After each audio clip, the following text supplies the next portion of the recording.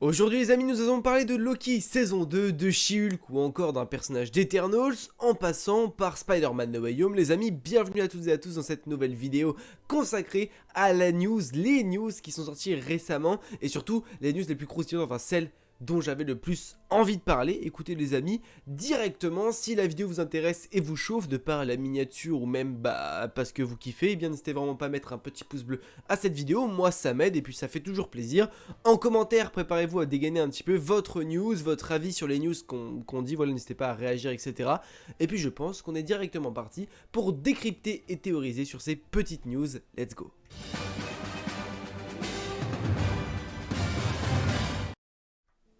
Les amis, on est donc parti pour parler de cette toute première news. Avant ça, eh bien directement, tu peux t'abonner si tu n'es pas encore abonné parce que ça fait extrêmement plaisir, tu le sais, on le sait, vous le savez. Ensuite les amis, vous voyez Gilgamesh à l'écran, on va donc parler de l'acteur Don Lee, donc c'est celui qui incarne Gilgamesh donc dans Eternals, pour le moment c'est le seul moment où on l'a vu. Eh bien il a été annoncé d'après Alkepop que donc Gilgamesh dans Eternals reprendrait, enfin en tout cas devrait reprendre son rôle de Gilgamesh cet été dans une nouvelle production du MCU. Alors pour le moment on n'a pas encore d'indication dans quelle serait-elle, étant donné déjà que ce personnage là est mort. Alors plusieurs choix s'offrent à nous, soit on aurait d'un côté une série qui a déjà été annoncée comme pourquoi pas du Loki saison 2, mais on en reviendra juste après, on fera le lien entre les deux news, ou alors pourquoi pas une série qui n'a pas été encore annoncée et qui pourrait peut-être être une sorte de love story, ou peut-être pas une love story, mais en tout cas une série qui raconterait un petit peu l'histoire entre Gilgamesh et Tena, pourquoi pas le moment dans Eternals qu'on ne voit pas lorsqu'ils sont que tous les deux et que Gilgamesh est là pour prendre soin de Tena, pourquoi pas avoir voilà une série sur ces deux personnages là, histoire de nous montrer un peu plus profond Gilgamesh, parce que voilà, ou alors le revoir en tant que variant, mais j'y crois pas trop parce que ça reste un Eternal et c'est assez différent. Les Eternals, normalement les Eternals n'ont pas vraiment de variant étant donné qu'ils sont au-dessus de juste la Terre parce qu'ils sont les composants de l'univers. Donc à voir, voilà, s'il est possible qu'ils aient des variants ou non. J'avoue que je m'y connais pas assez en Eternals pour vous dire si oui ou non il est possible. Maintenant, moi ce que je verrais bien, c'est pourquoi pas une série qui n'a pas été encore annoncée. Sur justement les événements que je vous ai dit, sur un moment entre Gilgamesh et Tena qu'on n'a pas forcément vu, ou pourquoi pas des trucs sur le passé de Gilgamesh avant de... en tout cas, je pense qu'on pourrait avoir une histoire vraiment sur le passif forcément parce qu'il est mort, mais des moments, des histoires voilà, qu'on n'a pas vu dans Eternals, des moments éclipsés, etc. Je pense que ça pourrait être ça, ou alors être en lien avec donc la seconde news qui concernera Loki, la saison 2 de Loki. On a enfin quelques petites news concernant, pas de trailer parce que c'est bien trop tôt. En revanche, on a une date. Le tournage de la saison 2 de Loki, selon The This Insider, devrait débuter cet été. Enfin, on a une petite info de quand est-ce que ça pourrait commencer. Assez étrange. Donc là, les deux news qu'on avait, je vous rappelle celle donc sur Gilgamesh, qui, on a dit, devrait reprendre son rôle cet été dans une nouvelle production. Donc une production qui démarrerait cet été. Et là, la news sur Loki qui nous dirait que Loki, la saison 2, commencerait son tournage cet été. Est-ce qu'il y a un lien entre les deux ou pas du tout? C'est juste moi, en tout cas moi je fais le lien. Pourquoi pas avoir un Gilgamesh, alors variant, mais je ne sais pas si les variantes des Eternals, voilà je l'ai déjà dit, existent ou non. Donc à voir, peut-être que les deux sont liés, en tout cas Loki saison 2, eh bien ça y est, on rentre dans le processus de tournage, la série va enfin débuter, on va enfin avoir pourquoi pas des leaks ou des choses comme ça sur la saison 2 de Loki. Ça fait plaisir aussi, ça fait bien longtemps, il y a un an finalement, un an jour pour jour, non un an, enfin lorsque la série commencera, ça ferait un peu plus d'un an que la saison 1 eut lieu. Donc écoutez, en vrai c'est pressé de voir ce qu'on peut avoir, si on parle des petites infos. Mais également ce qui est intéressant de savoir, c'est que vu que ça débute cet été le tournage, il est potentiellement possible qu'on ait la saison 2 de Loki avant Ant-Man and the Quantumania. Enfin and the Wasp Quantumania. Donc avant la grande apparition de Kang le Conquérant. Donc peut-être justement une saison 2 de Loki qui va suivre parfaitement les événements de Multiverse of Madness. Donc la saison 1 de Loki, ensuite on a du No Way Home, du Strange Multiverse of Madness, et en même temps on a donc Loki saison 2 qui un petit peu clôturera tout ça peut-être, ou qui clôturera pour ouvrir un nouveau chapitre avec Ant-Man 3 tout simplement. Ensuite, prochaine news, on va s'attaquer là à un personnage un petit peu tout vert, on va parler de She-Hulk, mais plus précisément de l'acteur Tim Roth, donc l'acteur qui joue et qui incarne Emil Blonsky, alias l'Abomination pour ceux qui ne connaissent pas. Donc qu'est-ce qu'on pourrait dire sur lui? Déjà, pour ceux qui ne savent pas, il a été officialisé du fait que lui, donc Emil Blonsky, sera de retour dans la série She-Hulk. Ça c'était vraiment une affirmation, ça a été dit, c'est concret, etc.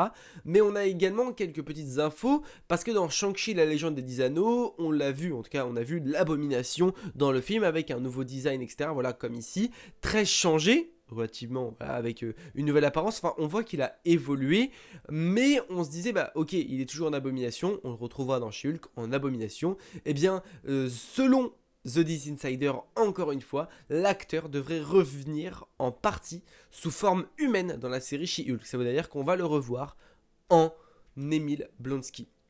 Alors, première solution, c'est qu'il gère sa transformation. Ça, c'est une possibilité qu'on n'a pas encore vue finalement. L'Abomination pourrait être une sorte de Hulk où il gère sa transformation. Maintenant, je sais pas, peut-être qu'il va avoir... Peut-être que finalement, l'Abomination va coopérer avec Hulk dans She-Hulk, et justement ce qui va lui permettre de pouvoir se transformer et se décentransformer. Je sais pas exactement comment on dit, mais on le voit que dans la scène post-crédit donc de, je crois c'est Shang-Chi, on voit Bruce Banner en humain. Et dans la série She-Hulk, on voit que Hulk, enfin dans les petites images et les petits teasers qu'on a eu, on voit que Hulk est encore en tant que professeur Hulk. Sauf que il nous a été dit, je crois, par pas mal de choses, que Shang-Chi se déroulait, en fait que la scène post-crédit se déroulait après She-Hulk. Cela voudrait dire que dans la série She-Hulk, il est une sorte de d'éclipse, en mode il a un truc. Alors je crois que c'est par rapport à des gens qui ont un petit peu analysé les scènes, etc. dans la scène post-crédit de Shang-Chi. Eh bien on voit une sorte de bracelet au poignet de Bruce Banner, avec justement une sorte de bracelet qui, selon pas mal de gens, lui permettrait de se transformer ou non, en tout cas de contenir ses rayons gamma. Donc pourquoi pas une sorte de chose faite justement, ça là, les travaux, eh bien, ils sont effectués dans She-Hulk avec l'aide de pourquoi pas Jennifer Walters. Voilà, une sorte de bracelet qui, voilà, l'aiderait à contenir ses rayons gamma, et pourquoi pas avoir l'Abomination qui fait appel à Bruce Banner pour justement lui aussi avoir la chance de redevenir humain et de se transformer quand il le souhaite. Pourquoi pas avoir ça, parce que Banner, on sait que même si l'Abomination c'est pas son plus grand pote, il peut être là pour l'aider tout simplement. Donc ça c'est la théorie que j'y mets. Maintenant, à vous de voir si vous êtes plutôt d'accord avec moi ou non. N'hésitez pas à me le mettre en commentaire, bien évidemment. On va passer à une autre news qui, celle-ci, va peut-être arracher certains cœurs. On va parler des Gardiens de la Galaxie volume 3. Et oui, on va enfin parler de cette nouvelle équipe. Enfin, cette nouvelle équipe, pas encore, je vais peut-être un petit peu trop vite. Mais James Gunn, donc le réalisateur des Gardiens de la Galaxie, a annoncé que c'était la fin et la dernière fois que les gens verraient l'équipe des Gardiens de la Galaxie actuelle. Donc là, les personnages que vous voyez avec du Groot, du Star-Lord, du Gamora, du Rocket, du Drax, du Nebula ou encore du Mantis, eh bien, c'est peut-être la dernière fois que nous allons les voir ensemble. C'est même la dernière fois. Après ça, les Gardiens de la Galaxie, bien sûr, je pense que ça continuera, c'est pas terminé, on n'en est pas encore là, je pense. Mais par contre, l'équipe devrait prendre un petit tournant, de par pourquoi pas des morts de personnages, ou encore pourquoi pas juste des personnages qui font un petit peu leur route. Donc dans les personnages que moi personnellement je pense qu'ils partiront, soit ils mourront, soit ils partiront de leur côté. Je pense que pour le coup Star-Lord c'est la pierre angulaire des Gardiens de la Galaxie, donc il restera là. Gamora, Nebula c'est pareil, en tout cas Nebula je sais pas, mais Gamora je pense qu'elle restera parce qu'on a un nouveau développement qui va être créé à partir de Endgame. Donc Gamora, Star-Lord pour moi ils resteront là. Maintenant Nebula, je pense qu'il y a une possibilité pour qu'elle meure. Mantis, je sais pas. Rocket, Groot, je trouve que ce serait dommage de les enlever des gardiens parce qu'ils ont quand même une âme que les autres n'ont pas. Cet humour, c'est aussi la touch un petit peu mignonne avec Groot. Et Rocket apporte vraiment quelque chose aux gardiens et je trouve ça vraiment trop cool. Thor, même s'il a fait partie très rapidement des Gardiens de la Galaxie, eh bien il ne fera pas partir régulièrement parce qu'après on sait que dans Thor 4, Thor va faire son chemin et les gardiens vont repartir aussi de leur côté, donc voilà. En revanche, le personnage qui pour moi c'est quasi sûr qu'il va mourir, c'est Drax. Pour moi je pense qu'il n'y a aucune surprise, je pense que Drax va mourir. Alors qu'il reparte de son côté peut-être aussi, mais je pense que Drax va mourir de par le peu d'importance finalement que les fans lui accordent, même s'il reste plus ou moins important de par son développement, etc. Je pense que Drax pour le coup c'est ciao, je pense qu'il va partir. Vraiment, je pense vraiment qu'il va mourir pour le coup. Donc préparez les mouchoirs. Les Gardiens de la Galaxie volume 3 risquent d'être plutôt tristes. Dites-moi en commentaire qui, selon vous, quel est le gardien qui pourrait mourir ou partir dans des aventures solo. Pourquoi pas avoir des Rocket et Groot qui partent de leur côté pour avoir un truc solo après. Et de temps en temps qui reviennent avec les gardiens. Mais je pense, et en tout cas j'aimerais qu'ils restent avec les gardiens. Prochaine news, on va parler de Spider-Man No Way Home, mais là c'est la dernière news, c'est quelque chose qui est plutôt sympa en fait, depuis le début, donc depuis la sortie du film finalement, donc le 11 décembre je crois ou le 14, enfin je sais plus, depuis la sortie de Spider-Man No Way Home, il y a pas mal de concept art qui nous sont voilà dévoilés. On a eu celui sur America Chavez, d'ailleurs j'en avais parlé en vidéo, celui des Spider-Man etc, celui où on voit America Chavez qui aurait dû être présent dans le film, et au final elle ne l'est pas. Les concept art voilà c'est des choses qui sont faites au préalable et ensuite ils en discutent, est-ce qu'ils mettent dans le film ou non. Voilà, c'est pas des acteurs, c'est vraiment des concept art. Et donc on a un nouveau concept art qui a été balancé, c'est celui qui nous montre Mysterio versus Doctor Strange. Alors on le voit pas avec ma caméra, mais juste derrière moi c'est Doctor Strange, on le voit un petit peu sur le côté. Donc on aurait sur l'affrontement de la Statue de la Liberté, donc l'affrontement final certainement, un Mysterio contre un Doctor Strange qui voudrait dire que si Mysterio aurait été dans le film, enfin en tout cas les réalisateurs ont hésité à mettre Mysterio dans Spider-Man No Way Home, ce qui voudrait dire qu'en fait finalement il n'est peut-être pas mort, Mysterio n'est peut-être pas mort, ou alors peut-être que c'est quelqu'un nouveau qui serait derrière Mysterio, parce qu'on se rappelle dans Far From Home, des gens ont récupéré le programme Mysterio, donc finalement Mysterio n'est peut-être juste pas mort, enfin en tout cas peut-être que Quentin Blake est mort, mais que quelqu'un d'autre reprendrait le flambeau de Mysterio et deviendrait un nouveau Mysterio, sachant que en plus de ça, avec ce concept art, tout nous montre et tout va dire que Mysterio, c'est pas fini. Il aurait dû être dans No Way Home, il n'a pas été finalement.